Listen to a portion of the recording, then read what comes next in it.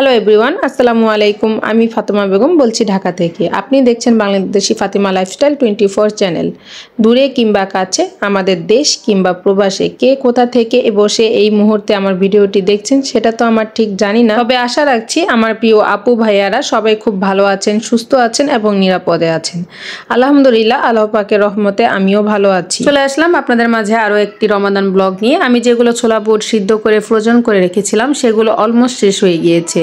আমি আবারও সেহরির সময় ছোলা বুটগুলো ভিজিয়ে রেখেছিলাম, এগুলো সকালে উঠে ধুয়ে সিদ্ধ করতে দিয়ে দিয়েছি। এবার কিন্তু আমি রোজা আদা রসুন বাটা হয়নি, কারণ আমার আগের বেশ খানিকটা আদা রসুন বাটা ছিল, তো এখন এগুলো শেষ হয়ে গিয়েছে। আজকে আদা রসুনগুলো কুটে ধুয়ে বেশ খানিকটা নিয়েছি আদা রসুন, যাতে আমার রোজার মাস হয়েও আরো বেশি দিন যায়। তো এখন আদা রসুনগুলো ব্লেন্ডার মেশিন দিয়ে ব্লেন্ড করে নিচ্ছি। আমি খুব সময় নিয়ে আদা রসুনগুলো ব্লেন্ড করে নিচ্ছি, যাতে আমার আদা রসুনগুলো মিহি পেস্ট হয়। অধিকাংশ মানুষই জানেন না আদা রসুন বাটা ডিপ ফ্রিজে রাখার আগে কি কি টিপস অবলম্বন করতে হয়, আর সেই টিপস আপনাদের সাথে শেয়ার করছি। দিয়ে দিলাম লবণ এবং তেল। আমি দিয়ে দিচ্ছি সরিষার তেল, কারণ আমাদের ঘরে সব সময় সরিষার তেল রান্নার কাজে ইউজ করা হয়।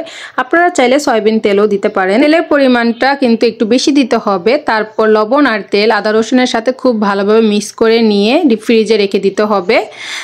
বিশ্বাস করেন, আপনি যখন রান্না করবেন কোনো রকম প্যারা আপনার বহন করতে হবে না। আপনি ঢাকনা খুলে আইসক্রিমের মতো কেটে কেটে তরকারির মধ্যে দিয়ে দিতে পারেন।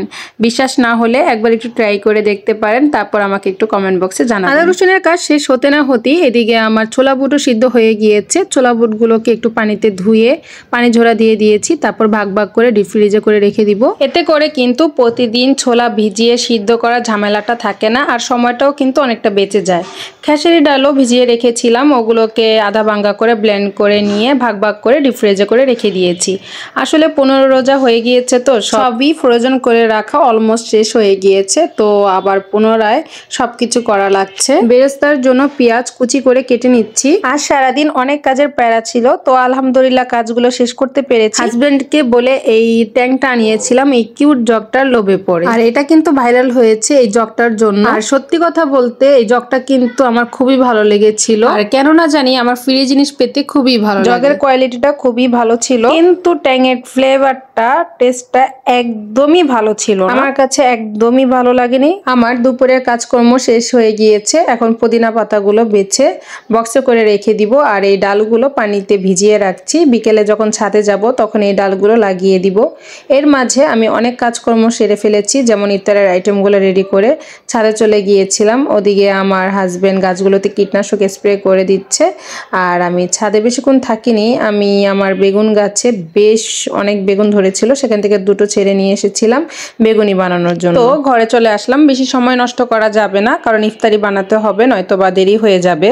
বেগুনটাকে ধুয়ে বেগুনি বানানোর জন্য পিস পিস করে কেটে নিলাম, তারপর হলুদ লবণ দিয়ে মাখিয়ে নিলাম। আর এদিকে ছাদে যাওয়ার আগে আমি ছোলা বুটকে রান্না আর ঘুগনিটা কমপ্লিট করে ধুয়ে যাই। আর আলুর চপের জন্য আলু ভর্তা, ডিম সিদ্ধ, মোট কথা সবই রেডি করে গিয়েছিলাম। বেসনটা পর্যন্ত গুলিয়ে রেখে গিয়েছিলাম, এখন শুধু তেলে ভাজবো। আমার আগের দিনে কিছু তেল বেঁচে গিয়েছিল, সেগুলোকে ছেঁকে রেখে দিয়েছিলাম। সেই তেল আর নতুন তেল অ্যাড করে আজকে ইফতারিটা ভাজবো। তেলটা গরম হয়ে গিয়েছে, প্রথমে বেগুনিটা ভেজে নিব, তারপর একে একে আলুর চপ, ডিম চপ, পেঁয়াজু এগুলো ভেজে নিব। দেখুন আমার ডিমগুলোতে জোড়া কুসুম। কার কার এরকম হয়েছে আমাকে প্লিজ একটু জানাবেন। আমার তো জোড়া কুসুম দেখি খুব ভালো লাগছে, আপনাদের সাথে কার কার এরকম হয়েছে একটু জানাবেন। যাই হোক, আমি আমার ইফতারিগুলো সব একে একে ভেজে নিচ্ছি। আমার ইফতারিগুলো অলমোস্ট ভাজা শেষ। আলহামদুলিল্লাহ আমাদের আজকে ইফতারিটা সম্পূর্ণ হয়েছে। তারাবি নামাজ পড়ে এসে কিছু ঝালঝাল খাবারের বায়না করছিল, তাই ভাবলাম কিছু লটকা শুটকির ভর্তা করা যাক।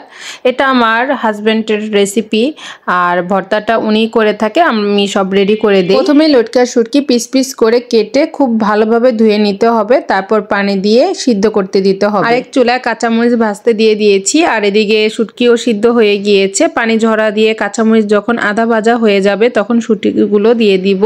শুটকি আর কাঁচামরিচ একসাথে ভালোভাবে ভেজে নিব। ভাজা হয়ে গেলে শুটকিগুলো হাম্বল দিস্তায় ছেঁচে নিব। লবণ দিয়ে কাঁচামরিচ ডলে পেঁয়াজ, তেল আর শুটকি খুব ভালোভাবে মাখিয়ে নিলেই হয়ে যাবে লটকা শুটকির ভর্তা। আর গরম গরম ভাতের সাথে এই ভর্তাটা খেতে খুবই দারুণ লাগে। দেখতে দেখতে আমি আজকে ভিডিওটি একদম শেষ প্রান্তে চলে এসেছি, তাই আজ এখানেই বিদায় নিতে হচ্ছে। দেখা হবে আগামী পর্বে নতুন একটি ভিডিওর সঙ্গে। ততক্ষণ আপনারা সবাই ভালো থাকবেন, আর আমার জন্য একটু বেশি বেশি দোয়া করবেন। আল্লাহ হাফেজ।